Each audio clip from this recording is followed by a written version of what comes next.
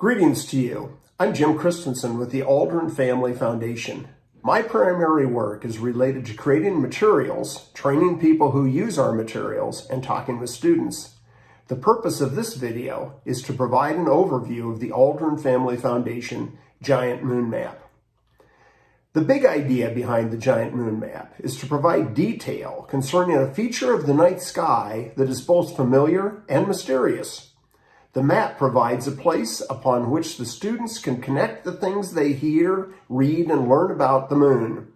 The Giant Moon Map is also a tool that can be used by teachers to connect the idea of exploring the moon with concepts from other disciplines, ranging from the biology and earth science related to cycles in nature, the geology of erosion comparing the moon without air and water to the earth, social studies concepts of map reading and using latitude and longitude for finding locations, history of exploration using the timeline, and even considering the essential characteristics of government as we think about the day when people permanently live on the moon. We see the Giant Moon Map as a powerful tool in the hands of teaching professionals. This Giant Moon Map is our second version of the map. The first was created and distributed to celebrate the 50th anniversary of the Apollo moon landings. The first Giant Moon Map was a topographical Malvade projection featuring prominent Apollo mission patches placed at the locations of the human landings. In keeping with the Apollo theme, we included a timeline of each mission that attempted to go to the moon, both international and from the United States. The current Giant Moon Map keeps many of the features of the Apollo map while looking forward to NASA's Artemis mission of landing the first woman and the first person of color on the moon, establishing a lunar orbiting gateway space station, and creating a lunar base camp near the moon's south pole. The Giant Moon Map is available in two sizes. The largest option is 33.5 feet by 15 feet. The smaller option measures 23.5 feet by 10.5 feet. The size is limited by the size of the print on the timeline entries. The Giant Moon Map features a geologic map of the moon. The colors of the map indicate each type of formation. As the colors can be difficult to match to the map legend, each patch of color on the map is also labeled with a 2 or 3-digit code for positive identification. The formation names on the legend can be placed in chronological order by comparison to the geologic timescale found directly above the timeline. For example, the formations appearing yellow or gold were formed in the most recent Copernican era. While the map appears complex, what you are seeing is a record of how the moon's surface was formed. The brown tones are the most ancient, with the more recent reds and blues leading all the way to the very most recent yellow and gold. Of course, it's all relative. The new formations are believed to have occurred over the span of the past billion years. The Giant Moon Map displays scale images of the Earth and the Moon at the top left over the chart that lists major components of NASA's Artemis program. Please note that the size of the images are scaled to one another, but the distance is not to scale. Below the geologic lunar surface map is a scale representation of both size and distance of the Earth and the Moon. 4 scale moon images are located there, so an easy size comparison can be made. A set of faded Earth images are included to allow students to form another reference as to the size and distance. 3 moons are at the far right of the diagram.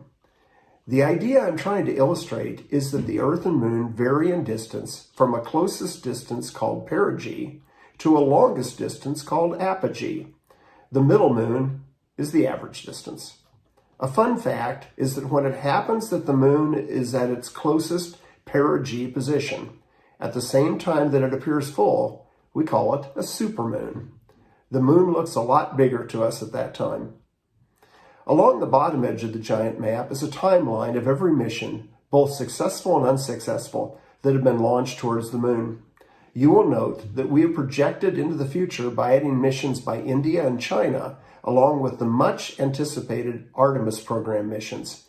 These future missions are associated with the 2022 plus heading. One last feature I would like to point out on the map is the Lagrange point chart. Lagrange points are locations in space where a spacecraft can be located in a relatively stable position. The chart shows Earth-Moon Lagrange points.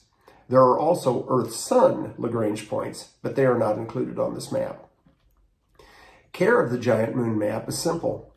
We suggest sweeping the floor before stretching out the map to keep sharp objects, like small rocks, from damaging the surface. It is also nice to let the map lay out for a while to allow the wrinkles to disappear.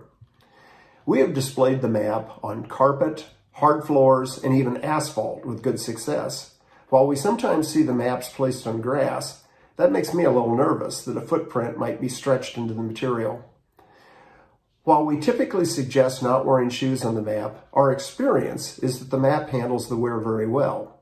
We have literally had hundreds of people walk across the surface of our giant maps at conferences with no noticeable wear. I do regret the day I asked a class of 8th graders to take off their shoes late in the school day to participate on the map. I'm sure you understand. It is nice to sweep the map off before folding it for storage, but certainly not necessary. Actual folding of the giant moon map is not rocket science. You will note that my example is done using a prototype, small 13.5 foot by 6 foot map. However, the process remains the same with the larger maps. It just helps to have some assistance available. After cleaning, I typically take the map by a corner and fold it over while matching the ends. I do that same process again and again until I have a strip approximately 18 inches across. At that point, I begin folding the other direction. Each time I fold, I am careful to maintain alignment and press out pockets of air. With practice, I've gotten so I can fit the resulting folded map to best match the dimensions of the intended container. I often fold the largest map to fit in a regular suitcase. I have traveled with 2 small maps in a regular carry-on bag as well. I suggest purchasing a Tupperware or similar tote in which to store the giant map and associated materials. We think of the giant moon map as a tool you can use to inspire your students. While we have created a number of activities using the map, we think the very best ideas are the result of teachers finding ways to meet the needs of your students in your classroom. I hope this video has provided you with valuable information. Good luck. Have fun.